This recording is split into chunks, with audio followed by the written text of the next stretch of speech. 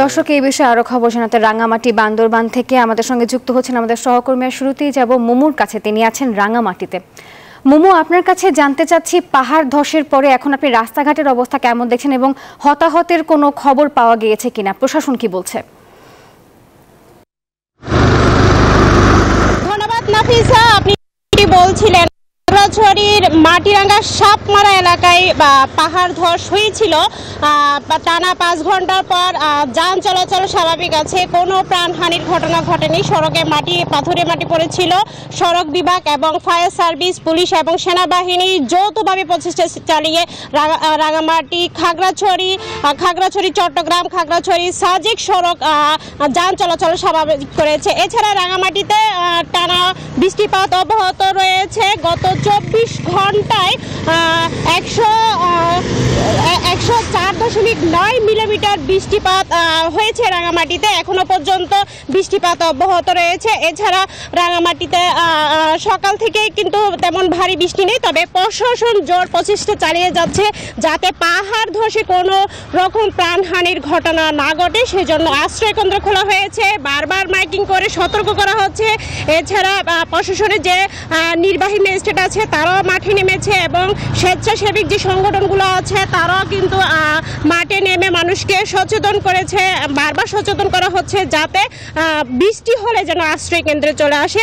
এখনো অনেক পাহাড়ে ঝুঁকি নিয়ে মানুষ বসবাস করছে এবং যারা বসবাস করছে তাদেরকে বাধ্য করা হচ্ছে আশ্রয় কেন্দ্রে আসার জন্য।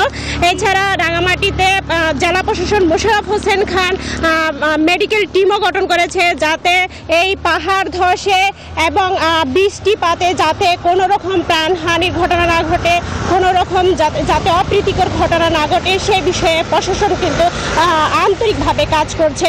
তো রাঙ্গামাটি থেকে এই ছিল আমার কাছে সর্বশেষ। আমার সাথে যুক্ত আছেন বান্দরবান থেকে আমাদের সহকর্মী রতন। আমরা সরাসরি চলে যাচ্ছি রতনের কাছে। রতন, আমাদেরকে বান্দরবানের বৃষ্টিপাতের খবর জানাবেন। রতন।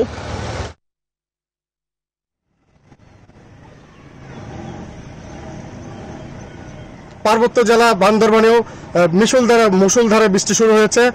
তার পাশাপাশি গত 3 দিন যাবৎ বান্দরবানের সাঙ্গু নদী মাতামুহুরীতে প্রচুর পানি বেড়ে গেছে। তার পাশাপাশি যে পার্বত্য অঞ্চলের যে পাহাড় রয়েছে, পাহাড়ের যে 2-3টি উপজেলায় পাহাড় ধসে যোগাযোগ বিচ্ছিন্ন ছিল। আজ সকাল থেকে পুনরায় এই কার্যক্রম করার পর, উদ্ধারের কার্যক্রম করার পর যান চলাচল স্বাভাবিক রয়েছে এবং বান্দরবানের সাথে সমস্ত উপজেলার সাথে যান চলাচল স্বাভাবিক রয়েছে। এর পাশাপাশি পাহাড় ধসে এবং তুমুল বৃষ্টি হওয়ার কারণে বান্দরবান জেলা প্রশাসনের পক্ষ থেকে 214টি আশ্রয়কেন্দ্র খোলা হয়েছে বলে আমাদেরকে জানিয়েছেন।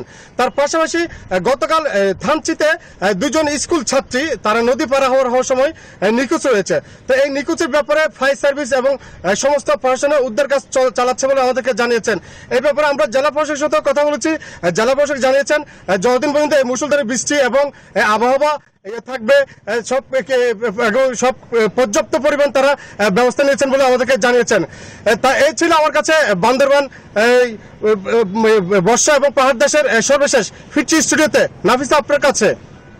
ধন্যবাদ সহকর্মী রতন এবং সহকর্মী মুমু। দর্শক, রাঙ্গামাটি বান্দরবান থেকে যুক্ত হয়েছিলেন আমাদের সহকর্মীরা। রাঙ্গামাটির 26টি পাহাড়ে ঝুঁকি নিয়ে বাস করছে 1.5 লাখেরও বেশি মানুষ। প্রতি বছর বসতির সংখ্যা বাড়লেও অনেকটাই নির্বিকার প্রশাসন। স্থানীয় জনপ্রতিনিধিরা বলছেন বর্ষা মৌসুম এলেই শুরু হয় তোড়জোড়। আর জেলা প্রশাসক জানান ঝুঁকিপূর্ণ পাহাড়ের বাসিন্দাদের সরাতে কাজ চলছে। ফাতেমা জান্নাত মুমুর পাঠানো তথ্য ছবি নিয়ে দেখুন ডেস্ক রিপোর্ট। অবিরাম ঝরছে বৃষ্টি, কখনো হালকা, কখনো মাঝারি, আবার কখনো ভারী। কিছুতেই থামছে না বর্ষণ। এতে পাহাড় ধসের শঙ্কার কালো মেঘ জমেছে পার্বত্য জনপদের বাসিন্দাদের মনে। উৎকণ্ঠায় দিন কাটছে তাদের। শুধু রাঙ্গামাটির 26টি পাহাড়ে এভাবে বসবাস করছে 1.5 লাখেরও বেশি মানুষ।